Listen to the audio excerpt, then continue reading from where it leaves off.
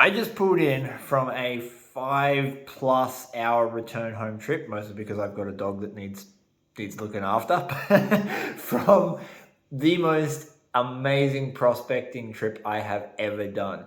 Today was the fundraiser for Andrew Smith from Adventure Gold. We basically pulled together a whole heap of YouTube. I say we, I wasn't organizing it, I was just part of it. Victor from Murray River Gold, he is the head guy that did most of the work, and Chasing Gold Australia, I believe, also had a heavy hand in organizing all of the stuff. So I'm not taking any credit for that. But as a community, we came together and held this fundraiser, and it was just the most amazing time I have ever had. It shows the strength and the character of the man that made this all come about. Andrew's channel has inspired generations of gold prospectors and it was shown today in the people that were at the event, from very young, 5, 6, 7-year-old kids wanting to pick up gold pans and get into sluicing and go detecting, all the way through to retirees spending their grey nomad years picking up a pan for the very first time and giving it a crack. We had prospectors from literally right across the country attend this event today. And that right there shows how much impact Andrew's channel has had on the gold prospecting community. But what I really wanted to talk about was the amazing people that showed up to the event. Not only on my own sort of personal level, not only did I get to meet some very long-time subscribers who have been part of the Vogus Prospecting channel since 100, 200 subs, way back in the day when it first started, and finally got to shake their hands and say, "G'day for real." But I also get to meet several people that had traveled extended distances purely to attend the event in spite of facing some really spicy PTSD symptoms. And I know that all too well. Travel for me is incredibly difficult. It's something that takes a lot of mental and physical energy for me to do. And seeing that not only my channel, but Andrew's channel had inspired these people to bite that bullet and do something that is that difficult to do was truly humbling. It was amazing to me that the day and age of social media, where we are more interconnected than we have ever been in our entire existence as humans, can truly change some people's lives. And I think that's an incredibly important thing to celebrate. So I wanted to say a massive thank you to everyone who attended the event today, those who shared it, who commented on the posts that have been coming up across multiple channels. It was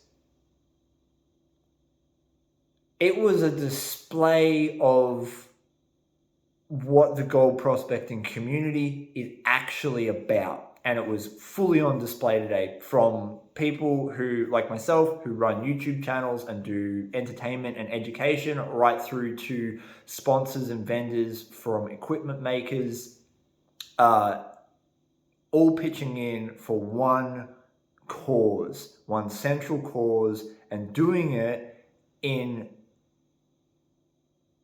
a way that no one expected anything back from it. It was purely about supporting a member of the community. And I've got no words that can go beyond saying that I'm so damn proud of every single one of you. Like, it means the world. Now, I've been told how much money was raised today. That's not my place to go into, and I don't think it's actually the main central point. But I can definitely say that you guys should be super proud of what you managed to raise. And I'd be interested in hearing your thoughts on possibly making this somewhat of an annual event. Because I think it could go a long way to not only possibly supporting causes such as cancer research or mental health or whatever it might be, but also building this community up even more than where it is today. It could be a real shining beacon for a lot of people out there that might be a little bit lost and need a community to fall into that's going to support them. I think we're already there in a lot of respects, but we could also expand on it. And I'd like to hear what you have to think about that. Or say, I'm really tired.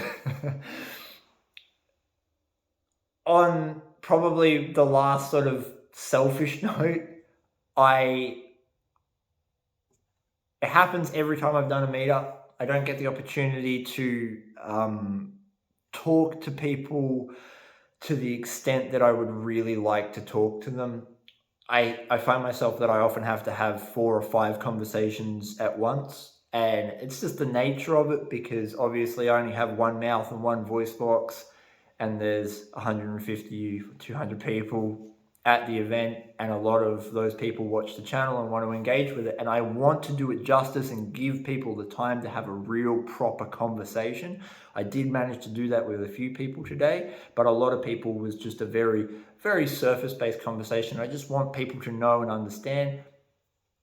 If I could sit there and talk your ear off for hours about gold, I would. It's logistics, one mouth, one throat, that whole thing. I'm working on a method which I think will work for future meetups, where we're going to have an opportunity to sit as a group and talk to each other and express our ideas and our questions, so that we can all learn as a group. And I think that'll give everyone a much greater voice and a more equal opportunity to learn, not only from my experience, but from the group's experience.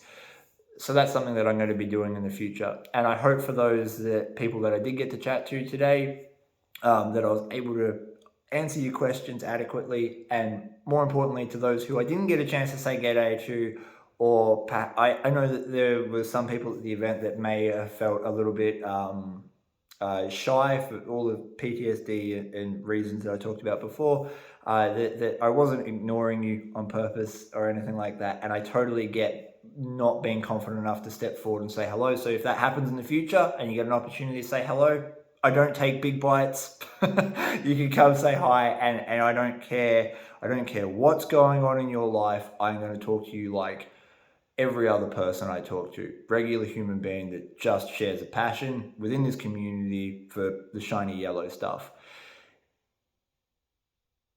And if I blew you off today in any way, shape or form, I do apologize. It's not intentional. Again, it's just logistics. All right, I've rambled enough. I'm going to drink my nice warm drink, and I am going to go to bed because I am stuffed. Oh, and Matt and Lee from Savage Prospecting, thank you. Second piece of Bendigo gold that I've ever found. And Matt, bro, we worked out on the way home that between you, Gadsy, and myself, we pulled 18 specimens today. Oh, yeah, we pulled 18 specimens today between 3 of us. I've got a video coming. All right, guys, bye.